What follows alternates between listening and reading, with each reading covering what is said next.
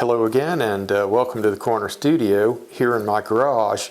Today I thought we'd walk through the three different methods that I use for overhead shooting here in the studio.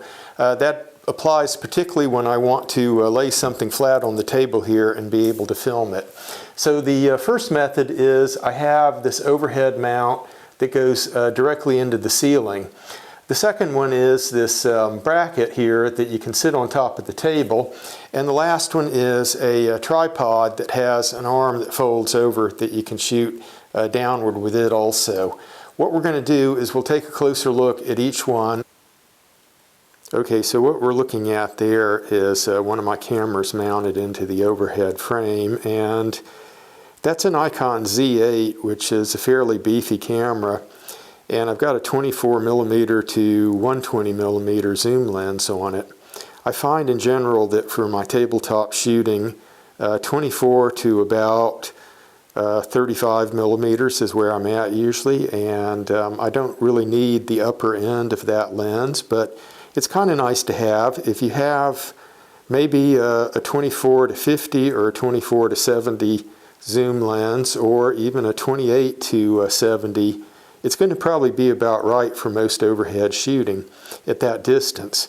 Now as we scroll inward here, what you're looking at is a ball head that is mounted into a camera monopod. Now the ball head is a fairly standard item. The monopod there is commonly used for people who are shooting outdoors and just want a little bit of stability but don't want to use a tripod.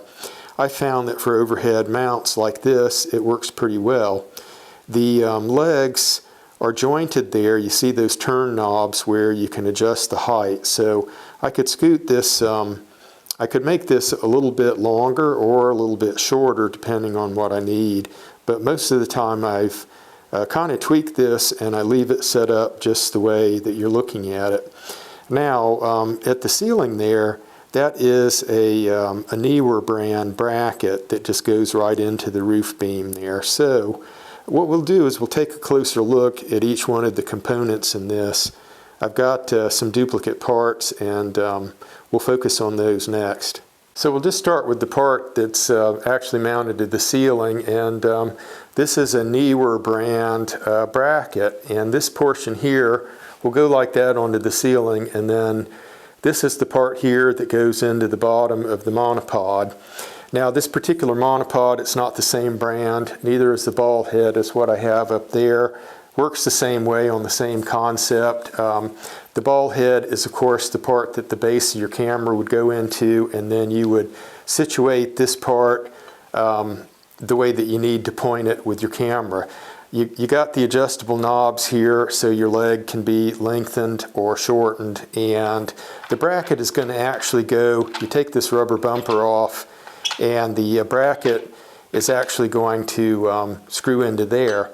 Now in this case I'll point out that this is not the same size screw as this one, and there's an adjuster screw there that's pretty common with camera stuff. I think some of the tripods, monopods will give you this when you buy it, but I had a spare parts bin with several of these in there, and I don't really remember where they all came from. But what you do is you size this thing up with this extra collar that you put on it, and of course when you're standing in front of the camera trying to film something, usually what goes on quickly doesn't want to, but there we go. We've got that installed on there, and then it's an easy matter to just put this into the bottom of the monopod and cinch it down, and this would actually be pretty much, once you op check that, it would be pretty much ready to go.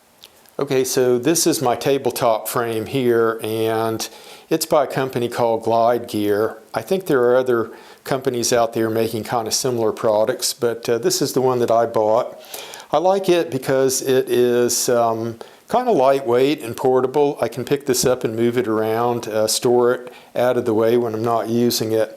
Now this distance between the legs there is about 31 inches, so that's the max that your artwork can go into, and using a 24mm lens you can just about shoot that whole distance between the legs there. I'll give you a closer look at the setup here where the camera's actually mounted, because it's a little bit obscured right now. But I will point out that this one has got pre-drilled holes here and here on both legs, where I think you can turn this into a ceiling mount as well. So people may be using it that way. I kind of choose just to use it as my tabletop setup. So anyway, we'll take a closer look at that part, and then we'll move on to the tripod. Okay, so this is the camera as it's situated above the tabletop frame, and you can see there's a ball head there, and it mounts to the plate that you'd have on the bottom of your camera. And this part here can actually be turned down and mounted where it's underneath. And I've had my camera situated where it's underneath instead of mounted upward, and you get your camera a little bit closer down to your artwork if you needed it that way. So, all right, this last setup for overhead shooting is a Manfrotto 190 tripod. And this is one of the tripods, one of the few, I believe, that will let you take this center column and go perpendicular. Now, I have this really big video head on here right now, and I really wouldn't try shooting this perpendicular anymore with the camera on it, but I'll show you how it works. And this is a model that comes with a lot of different ball head kits, or you can just put any kind that you want on there. But the concept is that you can pull this center column up and pivot it over, and you can put, like I said, if the head is sized a little bit smaller than this, because this is really heavy and bulky, but you can put your camera on here and point straight downward.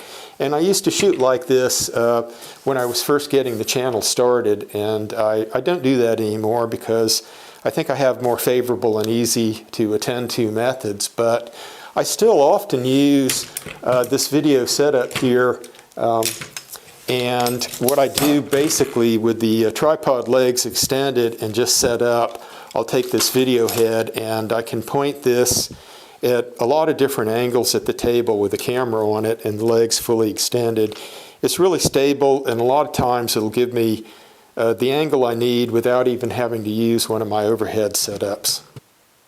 Well, I think that's a wrap on our overhead shooting methods, and we hope to see everybody again soon in another video.